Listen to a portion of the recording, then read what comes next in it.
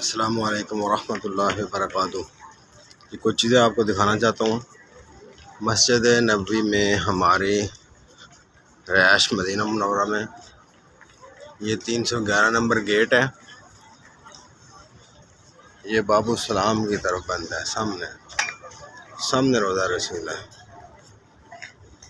ٹھیک ہے۔ روضہ رسول کے الٹی سائڈ پہ جو گیٹ ہے وہ باب السلام گیٹ ہے، اور ادھر ٹرن کریں گے ہم، یہ سامنے مسجد غمامہ، یہ مسجد غمامہ ہے سامنے، وہ سامنے مسجد ابوبکر صدیق ہے، اور یہ جو پہلی لائن ہے ہوٹلوں والی، اس لائن کے پیچھے جو دوسری لائن ہے وہاں پہ ہمارا ہوٹل ہے جوہرۃ الرشید۔ یہ مدینہ شریف میں ہماری رہائش ہے، اور یہ جا رہا ہے مسجد بلال کی طرف راستہ،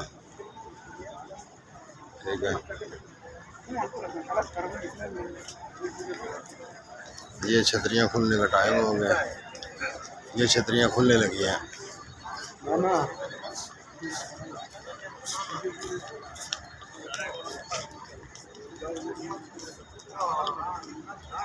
یہ سماع الماسی جو ہوٹل ہے نا، اس کے بالکل بیک پہ ہماری رہائش ہے۔